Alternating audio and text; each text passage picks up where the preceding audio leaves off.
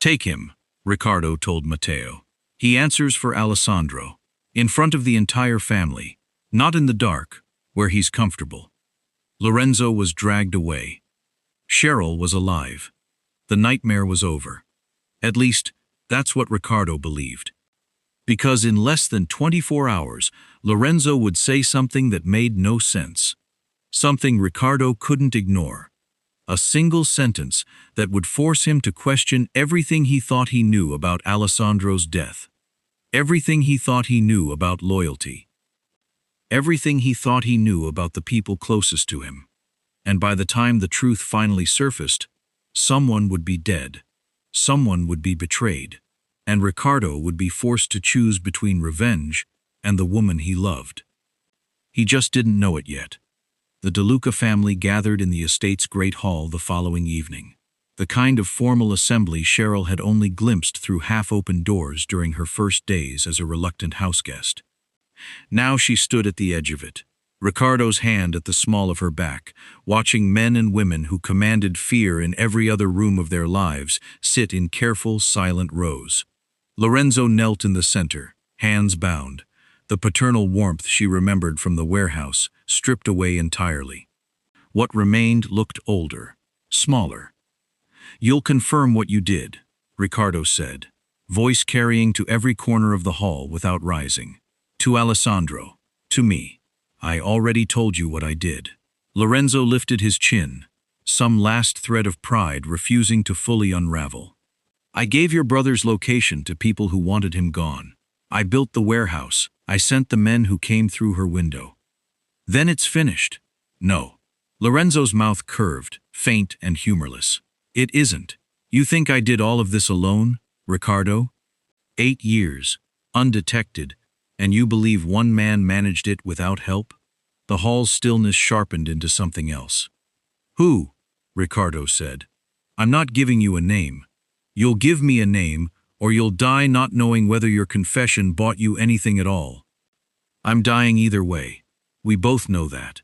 Lorenzo held his cousin's eyes, steady despite the ropes, despite the guards flanking him. "A name from me means nothing to you. You'd tear it apart looking for the lie in it, because that's what I taught you to do. Find the truth yourself, if you're capable of it."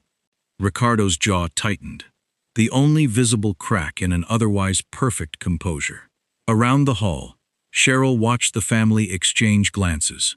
Uncertain, unsettled, the particular unease of people realizing a threat they'd thought contained might still have edges they couldn't see. "You're trying to poison the room on your way out," Riccardo said. "Leave chaos behind you since you can't leave anything else." "Maybe," Lorenzo shrugged, "as much as the ropes allowed. Or maybe I'm the only honest thing left in this family, cousin, and you're too relieved to notice." Riccardo nodded once to the guards. Lorenzo was hauled upright, dragged toward whatever came next for a man who'd murdered his own blood, and the hall exhaled as one body once the doors closed behind him. Cheryl stood very still, the words settling strange and cold in her chest. 8 years, undetected, and you believe one man managed it without help? It could have been exactly what it looked like. A dying man reaching for the one weapon still left to him. Chaos, doubt, a family turned inward on itself, instead of mourning him cleanly. She'd believe that. She wanted to believe that. But some old, stubborn instinct, the same one that had once told her not to walk past a bleeding stranger behind a dumpster, refused to fully settle. They didn't speak much on the drive back to the estate, the weight of the hall following them into the quiet of the car. Cheryl watched the city blur past the window, adrenaline draining out of her by degrees, leaving something rawer and more exhausted underneath. "He's gone," Riccardo said finally, like he needed to say it aloud to trust it. "Whatever else was true tonight, Lorenzo can't reach you again. Do you believe him, that he wasn't alone?" Riccardo was quiet a moment. "I believe he wants me to spend whatever time I have left doubting everyone who's ever stood beside me. That's the version of the truth I trust right now. And if he's not lying, then I'll find out." His hand found hers, steady despite the tension still visible in his shoulders. "Tonight," I only want to feel that you're alive." The estate was quiet when they arrived. Staff dismissed for the evening at Riccardo's request. The enormous house settling into a stillness Cheryl hadn't felt since the night the SUV first brought her through its gates. She kicked off her shoes in the hallway outside his bedroom. Exhaustion and relief tangled too tightly to separate. "You know," she said, "for a man with 14 bedrooms, this hallway is doing a lot of unnecessary walking. I could carry you. Don't you dare. I will laugh so hard I throw up on your very expensive rug." Here's that section expanded. Still fade to black per the story's tone, but with more emotional weight before and after. He kissed her instead. Right there in the hallway. Slow and certain. The kind of kiss that had nothing left to prove. When they finally reached his room, the door closing softly behind them, the frantic urgency of the warehouse and the fire escape and every terrified moment in between dissolved into something unhurried. "I keep waiting for this to feel less like relief and more like something else," she admitted quietly, her fingers working the buttons of his shirt with unhurried care. "Like I'm allowed to just want you. Not because we survived something, just because you're allowed." His voice had gone low, rough at the edges. "You've been allowed since the fire escape. I was the one who made it complicated. You were the one bleeding behind a dumpster. I think you get a pass." He laughed against her mouth, low and unguarded. And something about the sound, easy, real, nothing like the careful control he wore for the rest of the world, undid whatever restraint either of them had left. He undressed her like he was memorizing something he'd nearly lost, unhurried, despite the want clearly running underneath it, his mouth following the path his hands traced like he needed the evidence twice, once to believe it, once to keep. She traced the old scar along his ribs, healed now, faded. The first physical proof of the night she'd dragged him up 3 flights of stairs against every reasonable instinct she owned, and felt him go still under her hands, like even now, months later, her touch still surprised him. "Riccardo," his name, soft, half a question. "I have you," he murmured against her skin, and meant it as something closer to a vow than reassurance. The rest unfolded slow and wordless, the two of them finding each other with the particular, unhurried honesty of people who no longer had anything left to prove or hide. Every touch an answer to some quiet, unspoken question.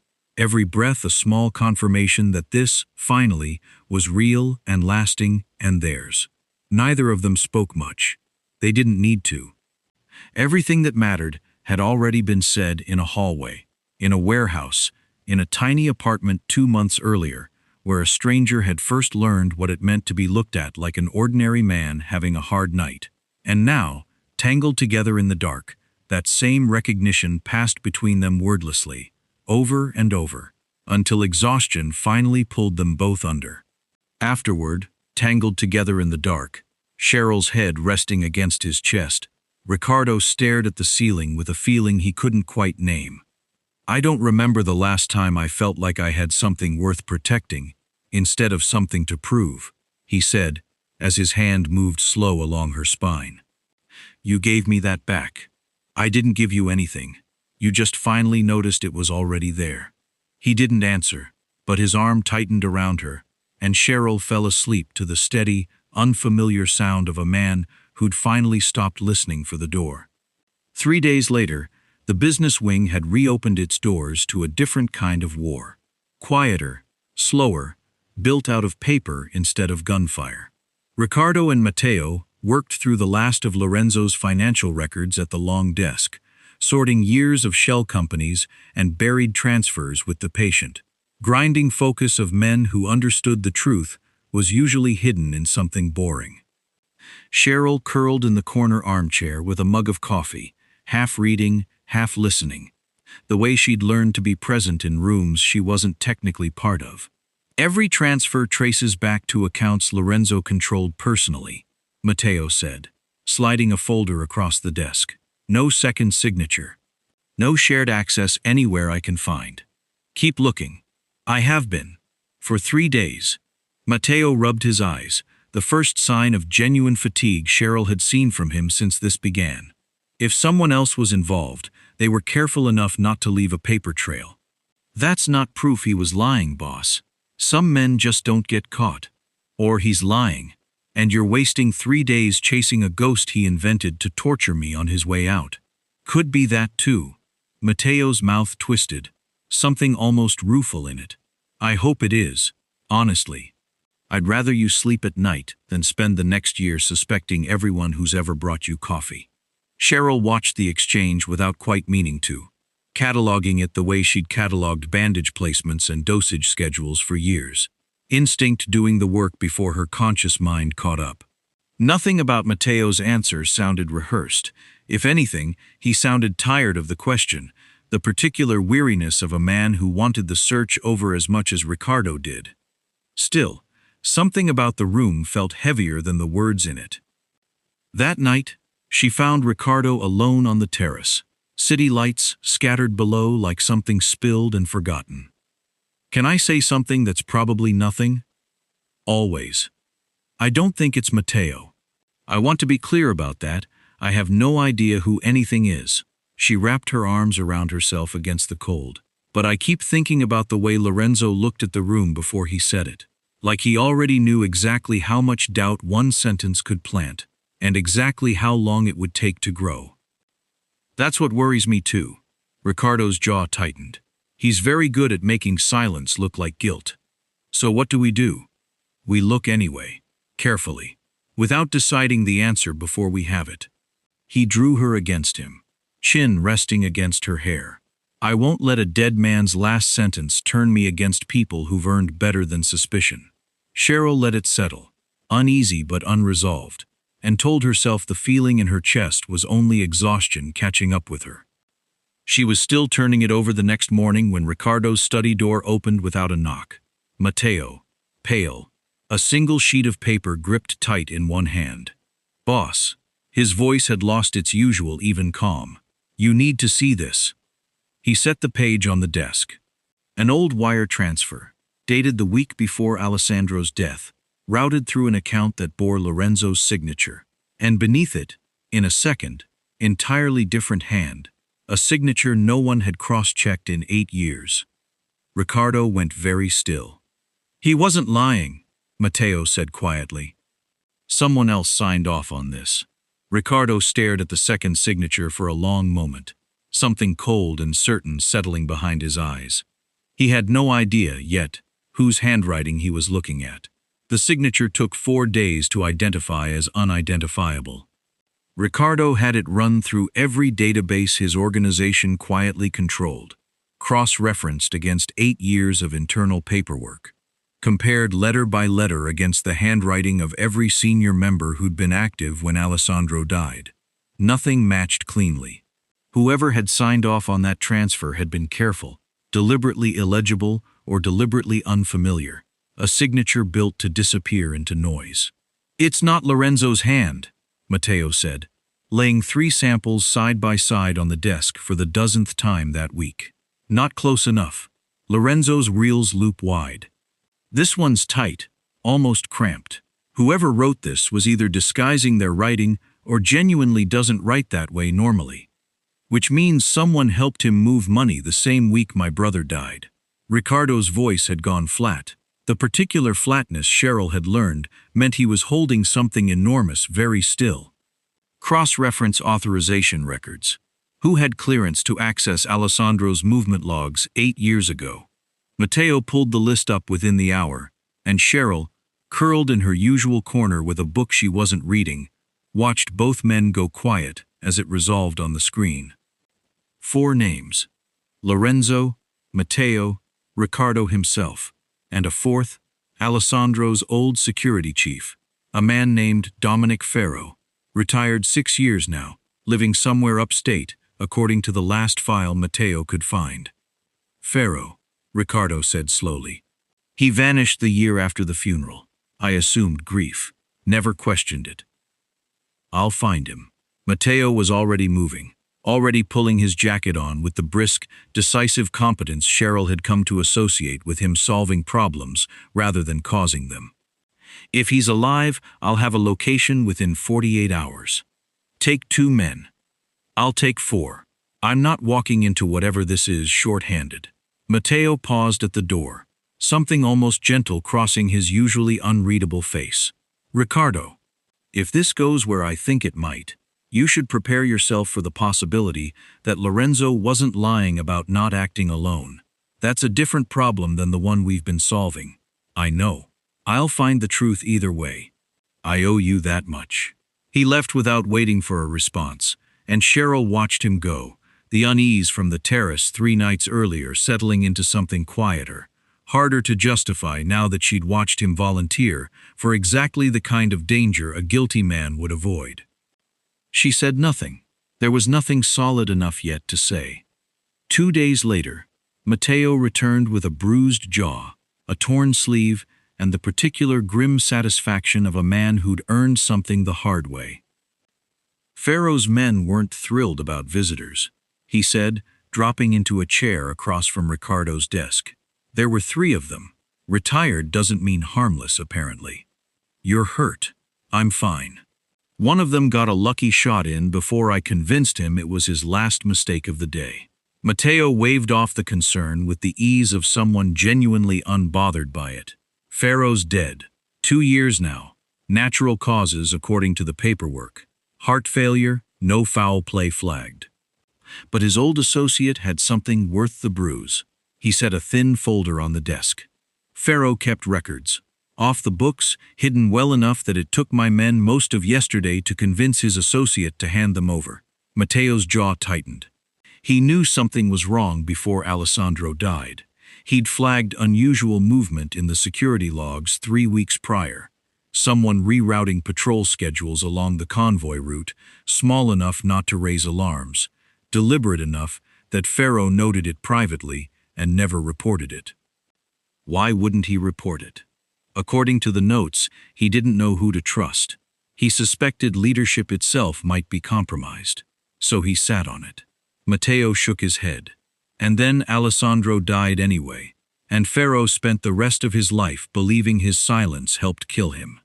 That's likely what put him in an early grave faster than any heart condition.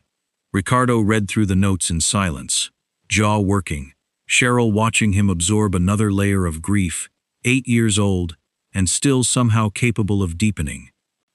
This doesn't tell us who, he said finally. No, Matteo's voice had gone quieter.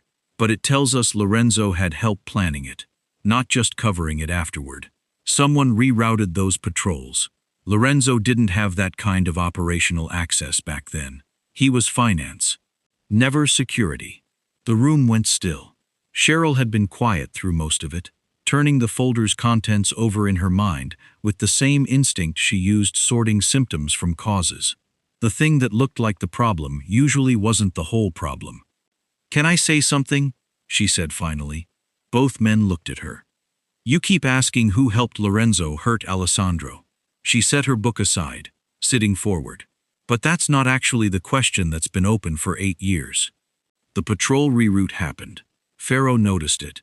Pharaoh died still not knowing who did it, and nobody since has known either, which means somebody spent 8 years making sure that question stayed unanswered, not committing the crime, protecting it." Riccardo's eyes sharpened. "Go on."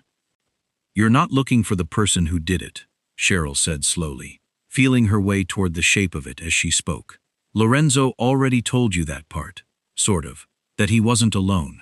But whoever helped him hasn't just been sitting quietly for 8 years hoping nobody noticed.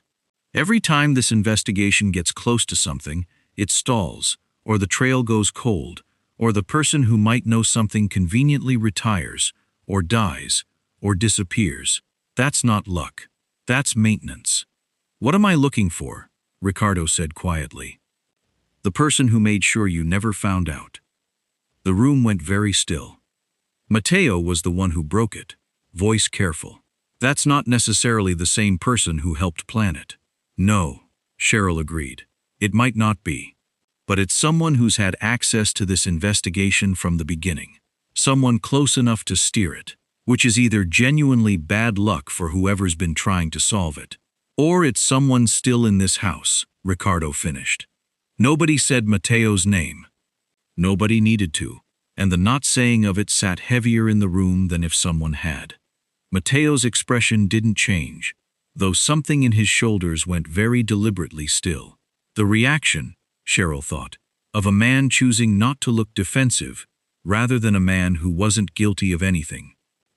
"Then keep looking at me too," Mateo said finally, flat. "I'd rather be cleared properly than trusted out of habit." Riccardo studied his oldest friend for a long moment, something complicated moving behind his eyes. "I'm not accusing you. I know. I'm offering anyway." Mateo stood, gathering the folder. "I'll pull every record of who's had access to this investigation since it reopened, myself included. If there's a pattern, we'll find it." He left the room, and Cheryl watched Riccardo watch the empty doorway a long time after. The following week, Riccardo showed up at the Riverside Animal Clinic unannounced, wearing a suit entirely wrong for the setting and an expression of profound, focused discomfort as Bruno the Mastiff barreled toward him with the enthusiasm of a dog who'd apparently decided, months ago, that this particular human belonged to him. "He's going to ruin my jacket," Riccardo said, holding perfectly still as 80 pounds of dog attempted to climb into his lap. "He's going to ruin your entire personality, actually. That's the real risk." Cheryl grinned, watching from behind the counter. "Welcome to my ordinary life, Riccardo De Luca. Try not to intimidate the goldfish." He lasted 4 hours, holding still for vaccinations, awkwardly assisting with a nail trim that left one very unhappy tabby cat and a scratch across his forearm he wore like a badge of honor he refused to acknowledge as painful. "You're bleeding," Cheryl said, biting back a laugh. "I've been shot. This is not blood I'm concerned about." Low bar, but I respect the confidence. She tossed him an alcohol wipe, watching him dab at the scratch with the same meticulous precision he brought to everything. A man clearly more comfortable disarming a threat than being scolded by a cat. "You survived your first house call. How do you feel?" "Humbled." He said it so plainly she laughed outright, and something in his face eased at the sound. The tight, wound-coiled version of him from the last week, loosening by degrees the longer he stood in her fluorescent-lit, antiseptic-smelling world. Rosa, the older tech who ran the front desk when Cheryl worked the back, leaned over the counter once Riccardo had disappeared to wash his hands, eyebrows raised. "That's the boyfriend?" "That's the boyfriend." He held the tabby like it was made of glass. "He's held me like that too," Cheryl said, quieter than she meant to, and didn't elaborate. By closing time, Riccardo had learned how to restock a supply cabinet, been growled at twice by Bruno for standing too close to his food bowl, and successfully avoided being bitten by anything, which Cheryl declared, with mock solemnity, a perfect record for a first shift. "You could do this," she said, locking up, "if the whole criminal empire thing doesn't work out." I broke 3 plates washing dishes. Cats are more forgiving than dishes. I don't believe that's true of your cat specifically. She laughed, looping her arm through his as they walked out into the cooling evening, and for a few blocks, neither of them said anything at all, just walked, ordinary and unhurried, the particular quiet of 2 people who no longer needed conversation to fill the space between them. That night, at her apartment, the old one, lumpy couch and all, a place he still came back to more than the mansion now, though neither of them said why out loud. Riccardo sat on the floor with his back against the couch, a glass of wine untouched beside him, and told her about Alessandro properly for the first time. Not the funeral, not the 8 years of consequence she'd already pieced together. The brother. "He used to sneak me out of security briefings when I was 12, Riccardo said, staring at some middle distance she couldn't quite follow him into. "Said a boy my age shouldn't have to sit through 2 hours of shipping logistics. He'd take me for gelato instead. Tell our father we'd been reviewing territory maps." A faint, unsteady smile. He was terrible at lying. Our father always knew. He let it happen anyway, because Alessandro asking for anything was rare enough that nobody wanted to be the one who said no. "He sounds like he loved you a lot." He was the only person who ever looked at me and saw a brother instead of an heir. Riccardo's jaw tightened, something working loose behind his composure that Cheryl had never once seen slip in 2 months of knowing him. I became everything I am now because I decided, at 17, that I would never again be the boy who got to leave the briefing. I made myself impossible to surprise, impossible to hurt. I thought that was honoring him. Was it? No. His voice cracked, just slightly, on the single word. I think it was the opposite of everything he wanted for me. He wanted me to have gelato, and terrible lies, and rooms I didn't have to be afraid in. I gave all of that up to make sure nobody could take it from me twice. Cheryl said nothing. She'd learned, months ago in this same apartment, that some grief didn't want fixing. It wanted witnessing. She sat beside him instead, her shoulder against his, and waited. It came quietly when it came. No sobbing, no collapse, just a single unsteady breath, and then tears he didn't bother hiding, sliding silent down a face that had stared down Lorenzo without flinching. He didn't apologize for it. She didn't ask him to explain it further. She simply laced her fingers through his and stayed exactly where she was until his breathing evened out again. The two of them sitting on the floor of a 70-square-foot apartment, while a cat who hated him settled, for once, against his leg instead of hers. "Thank you," he said eventually, voice rough. "For what?" "Not trying to make it smaller than it is." "I wouldn't know how," she said honestly. "I only ever learned how to sit in it." Seemed rude to stop now.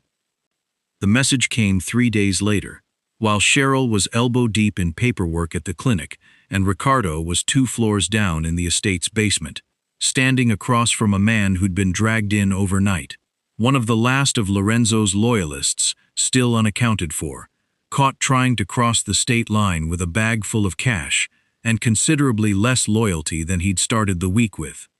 Matteo stood at Riccardo's shoulder, arms crossed, silent. "You're going to give me a name," Riccardo said, voice flat, final. "The only question is whether you're conscious for the part where I thank you for it." The man laughed, wet and ragged, blood at the corner of his mouth from whatever had happened before Riccardo arrived. "You still think this ends with Lorenzo?" Lorenzo's already answered for what he did. Lorenzo answered for what he was told to do. The man's eyes, glassy now, found Riccardo's and held them with the strange, unburdened honesty of a man who understood he wasn't leaving this room. "You want the truth before I go? Free of charge, since I'm not walking out of here, either way." Riccardo went very still. Lorenzo wasn't the one who gave the order. The room dropped into absolute silence. Riccardo crouched slowly, level with the dying man's eyes, every trace of composure he'd rebuilt over 8 years, suddenly, visibly, hanging by a thread. "Say that again." But the man's eyes had already gone somewhere Riccardo couldn't follow, chest rising once, unevenly, and then not again. Matteo exhaled slowly behind him. "Boss." Riccardo didn't move, didn't blink. The floor beneath 8 years of certainty had just cracked wide open, and standing in the wreckage of it, he understood with sudden, sickening clarity that Lorenzo, cruel, calculating, capable of murdering his own blood, had never been the architect of any of this at all. He'd only ever been the hand. The investigation that followed the dying man's last words moved slower than anything Riccardo had done in 8 years, because for the first time, he wasn't hunting an enemy. He was hunting a shape he was terrified of recognizing. He started where the evidence told him to start, not with names, but with access. Who could have known Alessandro's movements, that specifically, that far in advance, close enough to route a convoy into an ambush without raising a single alarm beforehand? The list, cross-checked against Pharaoh's old notes and 8 years of internal records, kept narrowing itself down to fewer and fewer people no matter how many times Riccardo widened the search. It kept landing on Matteo. Not conclusively. Not yet. A flagged access log here. A scheduling overlap there. Small things that could have a dozen innocent explanations and had for 8 years been given exactly those explanations without question. But now, laid end to end, they formed something Riccardo didn't want to look directly at. He didn't tell Matteo what he was finding. He told himself that was strategy. Don't tip your hand until you're certain. And didn't examine too closely the other reason underneath it, the one that had nothing to do with strategy at all. He worked alone in his study most nights that week, the door closed, the house quiet around him. Cheryl found him there past midnight more than once, hunched over records with a coffee gone cold beside him, and each time she asked what he'd found, he gave her less than the time before. Nothing conclusive, he said, which was technically true, and felt, even as he said it, like the first small lie he'd told her since the fire escape. She didn't push. She'd learned, watching him unravel Lorenzo's betrayal weeks earlier, that some things needed to be carried alone before they could be carried together. She didn't yet understand that this was different, that this time, the thing unraveling wasn't a stranger's cruelty, but the foundation Riccardo had built his entire adult life on. The final piece arrived on a Thursday, delivered by one of Matteo's own men without Matteo's knowledge. A low-level associate who'd worked logistics 8 years ago and had spent nearly a decade, too frightened to say what he'd seen the week Alessandro died. "I only came forward because Lorenzo's gone," the man said, sweating through his shirt in the estate's basement, Riccardo standing across from him with a stillness that had stopped being calm and become something closer to held breath. "I figured it didn't matter anymore who knew. Matteo pulled the convoy schedule 3 days before the ambush. I logged it myself. He told me it was routine. I believed him. Everyone believed him. He's Matteo. You're certain? I have the requisition slip. I kept it." The man's hands shook, pulling a yellowed paper from an inner pocket, offering it like a man handing over the last thing keeping him alive. "I didn't know what it meant then. I know what it means now." Riccardo read the slip in silence. His own second-in-command's signature, 8 years old, requesting access to information no one outside senior leadership should have needed that week. He sat with it a long time after the man had gone, the basement quiet except for the low hum of the building's old wiring, and something inside him, some final, stubborn piece of the boy who'd once believed loyalty was a fixed and permanent thing, finally, fully broke. He confronted Matteo the following evening, in the same study where they'd spent 8 years solving problems together, the same desk where Matteo had handed him Pharaoh's notes with his own hands and volunteered to be investigated alongside everyone else. Riccardo set the requisition slip on the desk between them without a word. Matteo looked at it for a long time, long enough that Cheryl, standing near the doorway where Riccardo had asked her to wait, understood before either man spoke that this was the moment everything had been building toward. "I wondered when you'd find it," Matteo said finally, quiet, none of his usual composure left to hide behind. "You pulled the convoy schedule." "Yes." "You knew where my brother would be." "Yes." The single syllables landed like blows, each one taking something further out of Riccardo's expression until what remained looked less like a Mafia boss and more like the 17-year-old boy who'd survived a funeral he'd never fully recovered from. "Explain it to me," Riccardo said, voice dangerously level. Every word, now. Matteo exhaled, and when he spoke, 8 years of silence finally broke loose all at once. "Lorenzo came to me before Alessandro died. He told me your brother had grown careless, sentimental, too trusting of people who didn't deserve it, making decisions that would get the family killed if nobody stepped in." Matteo's hands were flat on the desk, steady despite everything. He said the family needed him removed from leadership before his softness cost lives. He asked me to help arrange a situation that would force the issue, expose him as unfit. Nothing more than that. I believed him. You gave him my brother's location. I gave him a schedule. I didn't know what he intended to do with it. Matteo's voice cracked, the first real fracture Riccardo had ever heard in it. I found out when everyone else did, when Alessandro didn't come home. And you said nothing. I was going to. Matteo's eyes were wet now, though his voice stayed controlled through sheer force of will. I stood outside your door the night after the funeral. You were 17 years old, sitting alone in a room that was suddenly too big for you, and I had the truth in my hands, and I understood that telling you would destroy the only thing you had left.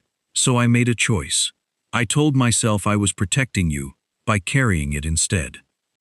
You let me believe a lie for 8 years. I let you survive 8 years. Matteo's composure finally gave out entirely. I watched what the truth would have done to you, Riccardo. I decided I could carry it so you wouldn't have to. I told myself that was loyalty. Maybe it was cowardice wearing loyalty's clothes. I don't know anymore. I've had 8 years to examine it, and I still don't have an answer that doesn't sound like an excuse. And Lorenzo, did you help him cover it? Afterward. Matteo's silence answered before his words did. There were inconsistencies, he said finally. In the initial investigation, things that would have pointed toward Lorenzo faster, if anyone had looked properly. I redirected some of it, not to protect him, to protect the fact that I'd been involved at all. Riccardo stood very still, and Cheryl, watching from the doorway, saw something in him she hadn't seen even in the warehouse, even staring down Lorenzo with a gun in the room. A man discovering that the ground he'd built his entire life on had never once been solid. Lorenzo betrayed my family, Riccardo said. Each word deliberate, controlled, terrible in its restraint. He let the silence stretch. You betrayed me. Matteo didn't flinch away from it. I thought I was saving you. The words hung in the room, and Cheryl felt something cold settle in her own chest, recognizing the shape of it even before Riccardo did. The exact same justification Lorenzo had used in the warehouse, dressed now in 8 years of genuine loyalty instead of calculated cruelty, but the same lie wearing a different face. Protection. Get out of my house, Riccardo said quietly. I don't want to look at you right now. Matteo stood, gathering nothing, taking nothing. A man leaving, with considerably less than he'd arrived with 8 years ago. He paused at the door. For whatever it's worth, he said, not turning around. I never stopped being sorry. I just never found a version of telling you that didn't cost you everything. He left. Riccardo stood alone in the study for a long time, and Cheryl, watching him from the doorway, understood that this silence was different from every other one she'd witnessed him carry. This one had no bottom. He changed after that night, in ways she recognized immediately because she'd watched him do it once before, in the days after the warehouse. The same instinct to control what he couldn't trust anymore. Except this time, there was no clean villain to direct it at. This time, the person he'd trusted most had been the wound all along. And Riccardo, unable to sit with that, turned his fear outward instead. Onto her. You're not going to the clinic alone this week, he told her, 3 mornings later. Not quite a request. I've been going alone for 2 months. Circumstances have changed. Matteo being compromised doesn't mean Lorenzo's entire network suddenly reactivated. She set down her coffee, watching him with the particular careful attention she reserved for moments she recognized as important before he did. You're scared. I understand that. But you're doing the thing again. What thing? Deciding for me instead of talking to me. Her voice stayed steady, though something underneath it had sharpened. I watched you do this after the warehouse. Guards, drivers, a cage with very nice furniture. You said you were learning. I believed you. This is different. It's exactly the same, Riccardo. You just have a new reason this time. She crossed the space between them, close enough that he couldn't look past her at whatever distant threat he was building defenses against. You don't get to love me by making every decision for me. Not out of fear of Lorenzo, not out of fear of Matteo, not out of whatever this new fear is that I don't fully understand yet, because you haven't told me. Something in him cracked, visibly, the tight control finally giving under the weight of everything he'd carried since the study. I don't know how to trust anyone right now, he admitted, voice rough. The one person I trusted more than anyone alive helped bury the truth about my brother for 8 years. I don't know how to separate that from you, from anyone. Then don't separate it, Cheryl said gently. Feel all of it.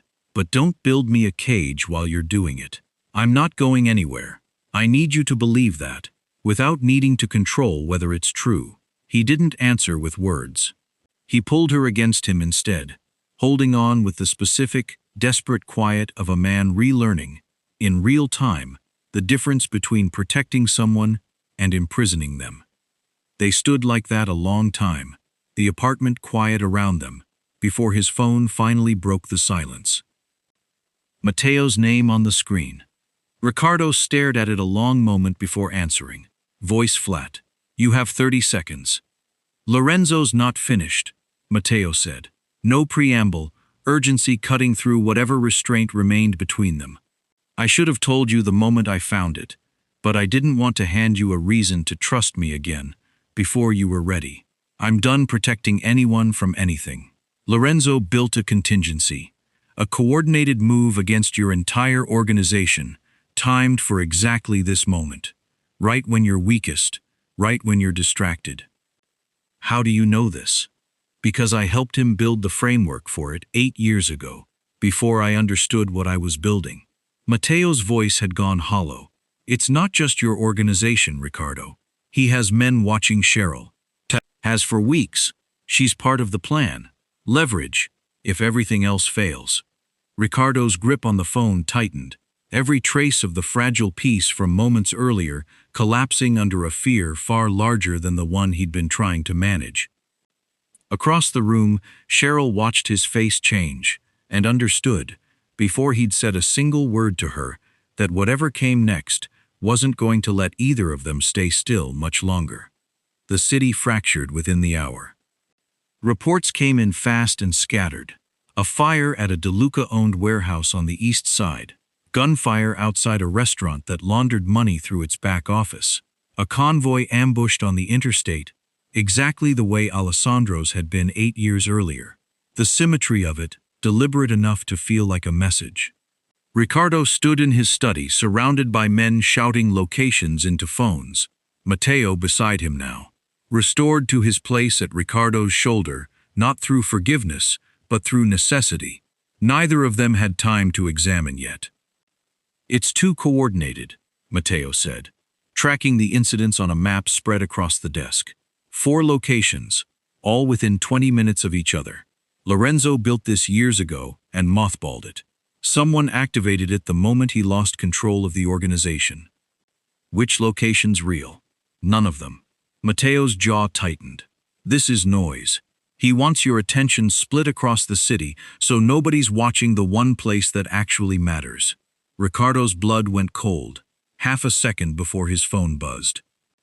Cheryl's contact photo lit the screen, a picture he'd taken of her laughing at Bruno's expense, taken only weeks ago in a world that had felt considerably safer than the one he stood in now. He answered on the first ring. Cheryl.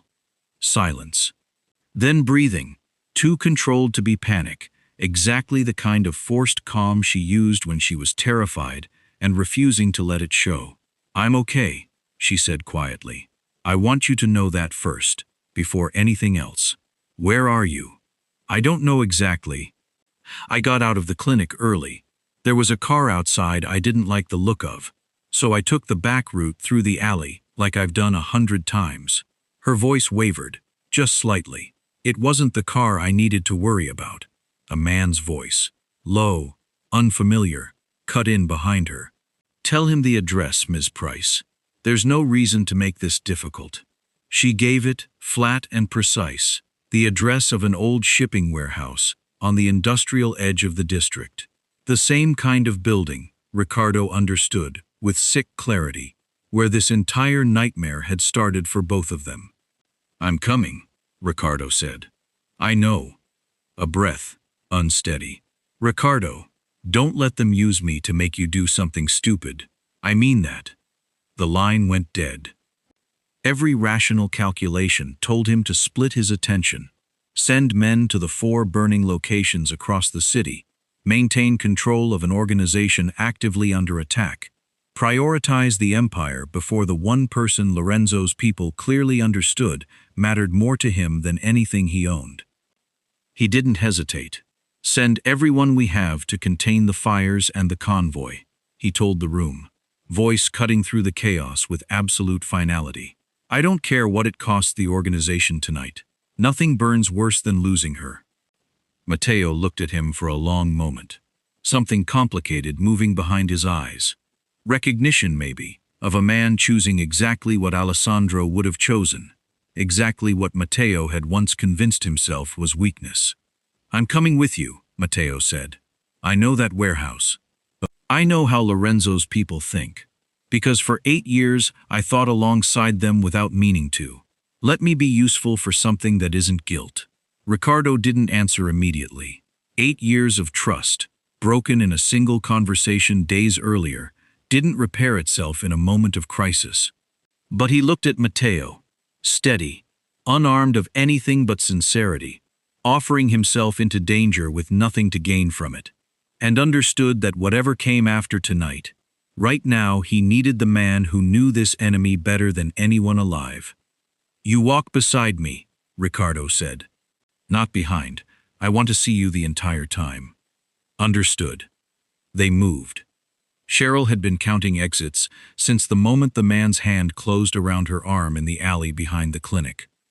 3 men, professional, unhurried, the same particular economy of movement she'd learned to recognize as dangerous, the kind that didn't waste energy on threats because the threat was already implied in everything they did. She'd tried the first escape route within the first 2 minutes, ducking toward a side street she knew from years of walking this neighborhood, and made it almost 30 feet before a 4th man she hadn't accounted for cut her off entirely. She hadn't panicked. She'd learned that from Riccardo, watching him work through crisis after crisis with the same cold, useful clarity. Panic solved nothing, but attention might. So she paid attention. The warehouse they brought her to smelled like machine oil and old rust. 4 exits she could count, 2 visible cameras, and probably others she couldn't see. 6 men total, including the ones who'd taken her. Not Lorenzo. He wasn't here, which told her something important, though she wasn't yet sure what. They zip-tied her to a metal chair in the warehouse office, an uncomfortable echo of Lorenzo's warehouse weeks earlier, and left her alone with a single guard stationed near the door. You know this didn't work out great for the last guy who tried this, she said, testing the ties with practiced discretion. The guard didn't answer. I'm just saying. Statistically, kidnapping me has about a 0% success rate as a strategy. You'd think somebody would have done the research. Still nothing. She kept talking anyway, because silence let fear in, and she'd learned, over 2 months of loving a dangerous man, that her voice was the one weapon nobody ever thought to take from her. Outside, distantly, she heard engines. More than one. Approaching fast. The guard's radio crackled. They're here. Position 2, now. He left without a second glance at her, and Cheryl understood, with a cold, clarifying certainty, that whatever came through that door next would determine everything. Riccardo hit the warehouse's north entrance the same way he had at Lorenzo's, moving like something poured rather than walking, Matteo half a step beside him instead of behind, a dozen men fanning through the loading bay with silent, trained efficiency. Gunfire erupted almost immediately, sharper and more chaotic than the controlled confrontation weeks earlier. Lorenzo's remaining loyalists, fighting not for a cause anymore, but for survival, cornered men with nothing left to lose. A shot came from the mezzanine above, aimed square at Riccardo's back as he cleared the loading bay floor, too fast for him to register before it happened. Matteo moved without hesitation, shoving Riccardo sideways hard enough to send them both crashing behind a stack of crates, the bullet burying itself in the metal where Riccardo's chest had been half a second earlier. "You're welcome," Matteo said, breathless, already bringing his own weapon up to return fire. "That's twice now you've kept me alive tonight." "I'm aware. Try not to make a habit of standing in open sight lines. They pushed forward together, the old rhythm between them resurfacing, despite everything broken between them days earlier. Not forgiveness, not yet, but something functional enough to survive a firefight on. Riccardo found the office door by memory more than sight. Cheryl's voice audible even through the chaos, still talking, still keeping herself steady, the only way she knew how.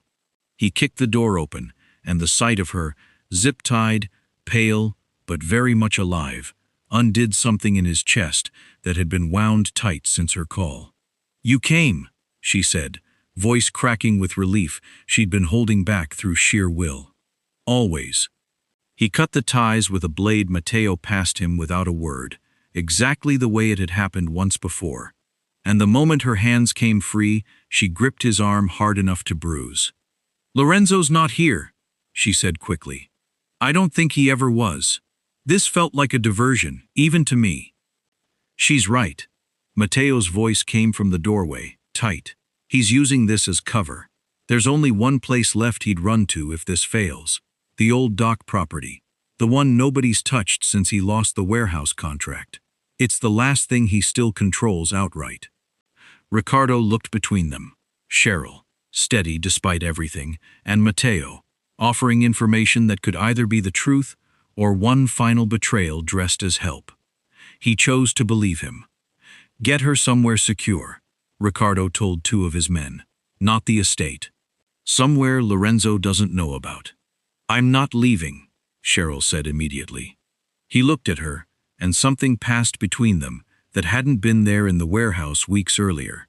Not command, not the desperate need to control her safety by removing her from danger entirely, but a question, genuine and open. "I have to finish this," he said. "Tonight. Or it never ends." "I know." She held his gaze, steady, despite the fear still visible underneath it. "I'm not asking you not to go. I'm telling you, I'm not going somewhere I can't see what happens to you. Let me wait close. Not in the fight, just close enough that when this is over, I'm the first thing you see." He didn't order her otherwise.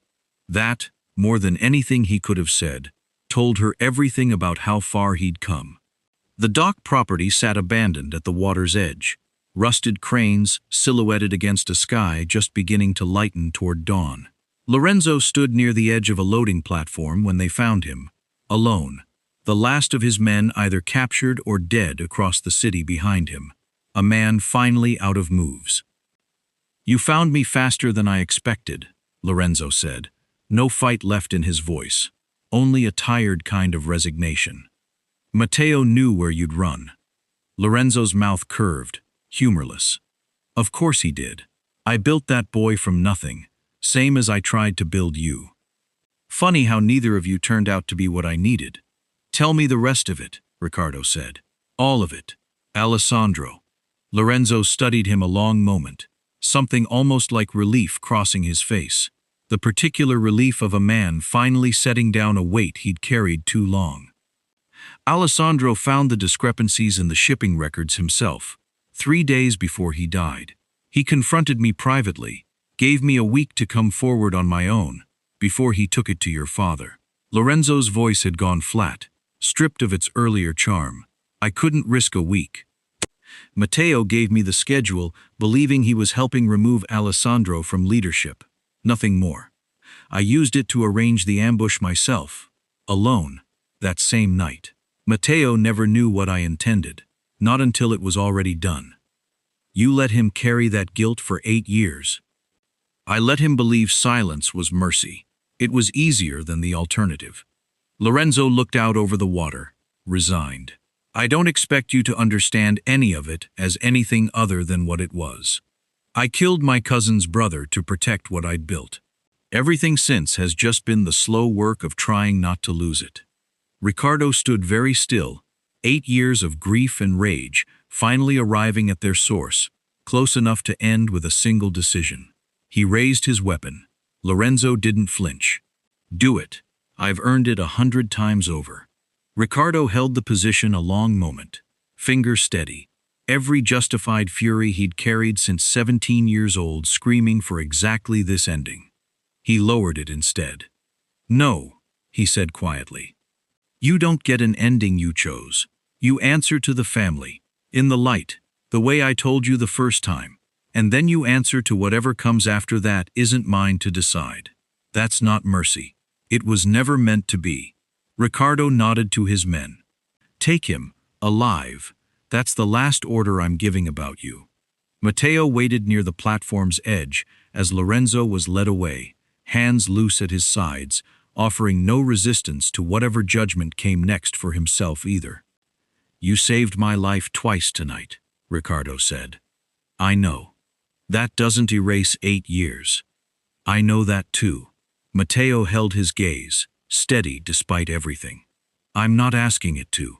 I know I don't deserve what you might give me anyway." Riccardo studied him a long moment. The man who'd stood beside him through everything since Alessandro's death, who'd also, unknowingly and then knowingly, helped bury the truth of it. Both things true, neither one canceling the other out. "Maybe you don't deserve it," Riccardo said finally. "But I won't become Lorenzo because of you. I won't spend the rest of my life making people answer for protecting me the wrong way, when protecting me the wrong way is apparently something everyone I've ever trusted has tried at some point. What does that mean? It means you're done here." Riccardo's voice stayed level, final. "Not dead, not imprisoned. Done. Whatever you build next, build it somewhere I don't have to see it every day, and remember what it cost." Matteo nodded slowly, something like peace settling into his exhausted features. "That's fair. More than fair." He turned to go, pausing once at the edge of the platform. "For what it's worth," he said, "everything else was true. The 8 years, the loyalty.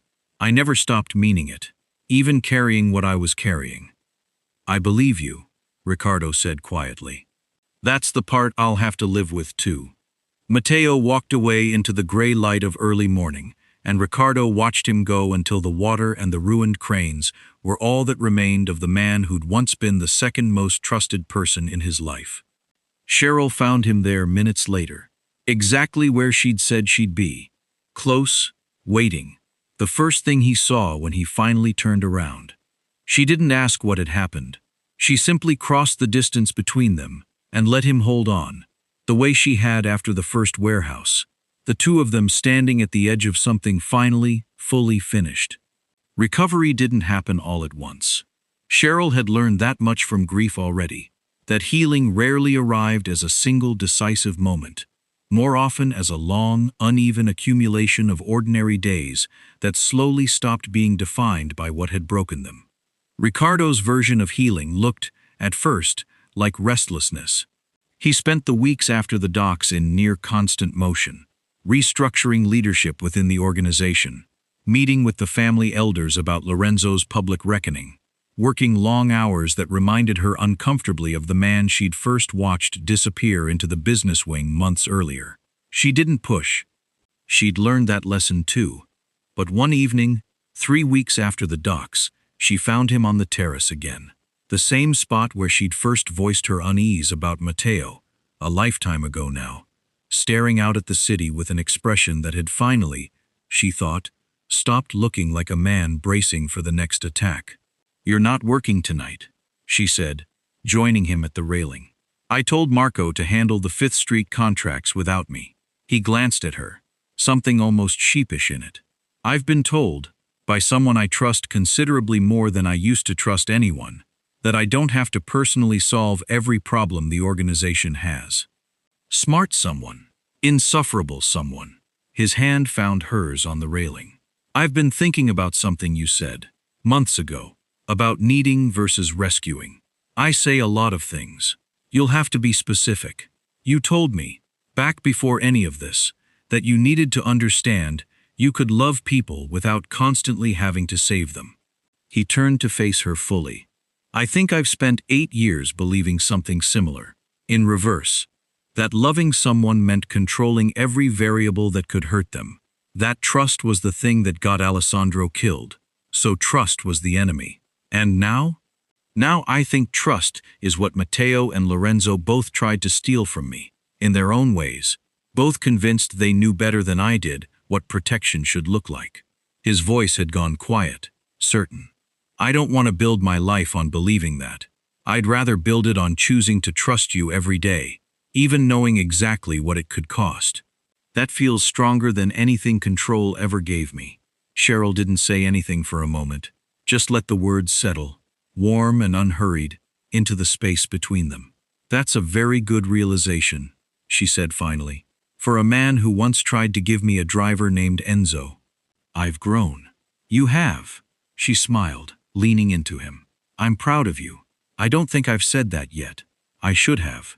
He kissed her temple, and they stood there a long while, the city lights spread out below them, quiet in a way that finally felt earned, rather than temporary.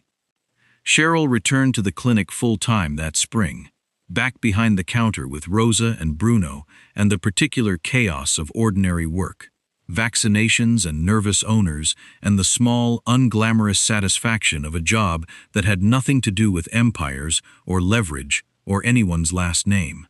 Riccardo came by most weeks, still hopeless with the dogs that weren't Bruno, still visibly uncomfortable every time Caesar's feline cousins at the clinic regarded him with matching disdain.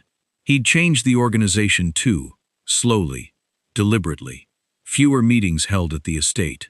A firmer, cleaner line drawn between the legitimate businesses and everything else.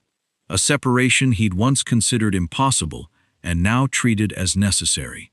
Not because danger had disappeared, but because he'd finally understood that a life entirely consumed by vigilance wasn't a life worth protecting in the first place. Matteo's name came up rarely. When it did, Riccardo spoke of him without bitterness. Only a tired, complicated grief that Cheryl suspected would take considerably longer than a season to fully settle. She never asked where he'd gone. Some things, she understood, belonged only to Riccardo to carry. He took her back to the old apartment building on a warm evening in early June. The kind of unremarkable Tuesday that felt, at first, like nothing more than habit. They still came here often, the lumpy couch still their favorite place to end most nights. But he stopped her in the alley beside the building, right where the dumpster still sat, rusted and unremarkable, exactly where she'd found him, bleeding into the rain nearly a year earlier. "Why are we stopping here?" she asked. "This is not the romantic part of the walk, Riccardo.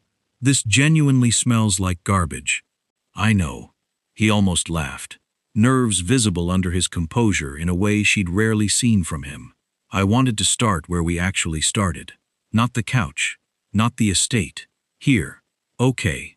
She crossed her arms, curious now, watching him gather himself. "You're being weird. I want that on record.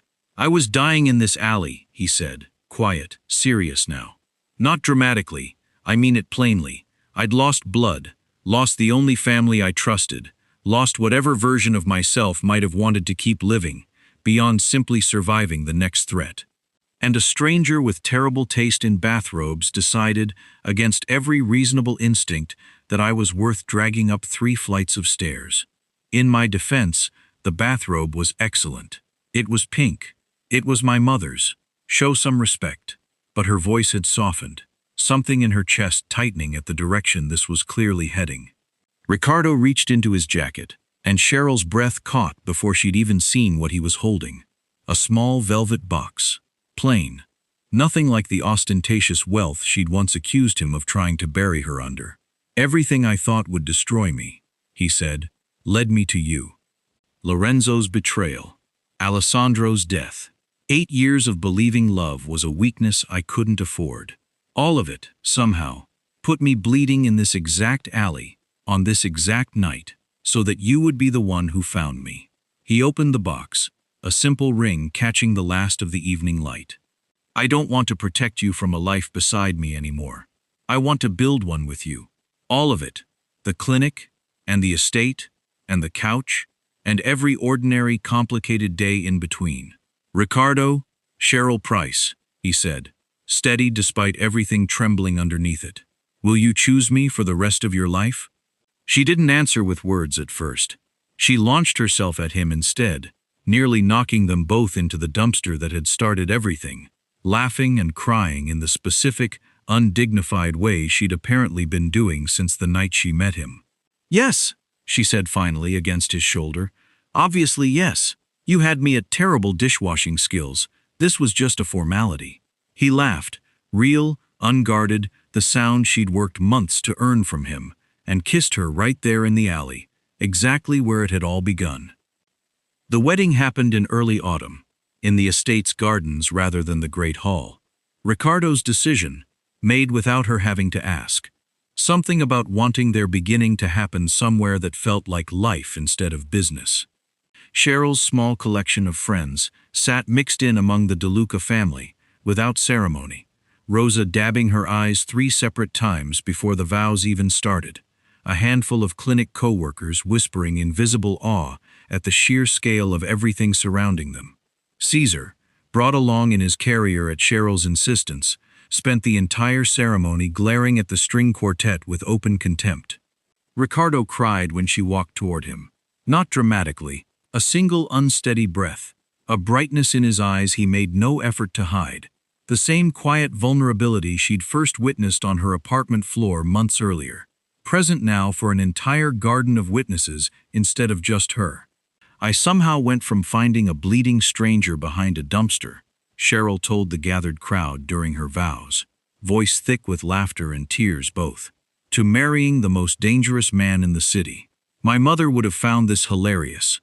She'd have also made him wash the dishes at the reception, so, Riccardo, fair warning." Riccardo's vows were shorter, quieter, delivered with the same plain honesty he'd given her in the alley. "I spent 8 years believing that trusting someone made you vulnerable to losing them," he said. "I know now that trust isn't the danger. It's the only thing worth building a life around. Cheryl didn't rescue me from who I was. She simply made me want to become someone worth choosing. I intend to spend the rest of my life earning that choice, every day, without ever again mistaking control for love." There wasn't a dry eye among the De Luca family, though most of them would have denied it under threat of violence. Months later, in the old apartment that neither of them had ever quite let go of, Cheryl woke past midnight to find her side of the bed empty. She found him exactly where she expected, stretched across the same lumpy, second-hand couch, moonlight through the window falling across a face that looked, for the first time in the year she'd known him, entirely at peace. The yellow mug sat on the side table beside him, chip and crack lines still visible, sturdy enough now to survive considerably more than coffee. "You own 14 bedrooms, she said, settling in beside him. "I do. And yet, he made room for her without being asked, the way he'd learned to make room for 100 small, ordinary things he'd once considered beneath him." Caesar arrived within the minute, wedging himself between them with his usual proprietary disdain, and Riccardo, entirely unbothered now by the cat's continued hostility, simply shifted to accommodate him too. "Still think needing someone is weakness?" Cheryl asked, resting her head against his shoulder. Riccardo looked at his wife for a long moment, the city quiet outside the window, the mug and the couch and the cat all exactly where they belonged. "No," he said. "I think finding the right person is the strongest thing I've ever done." She kissed him, slow and certain, the same lumpy couch holding them both exactly the way it always had, worn, unremarkable, and entirely enough. That's the whole story. If you believe the strongest people are the ones who learn to trust instead of control, hit subscribe, because this is exactly the kind of story we tell here. Tell me in the comments, was it Matteo's betrayal or Lorenzo's that hit you harder? I want to know who you were angrier at.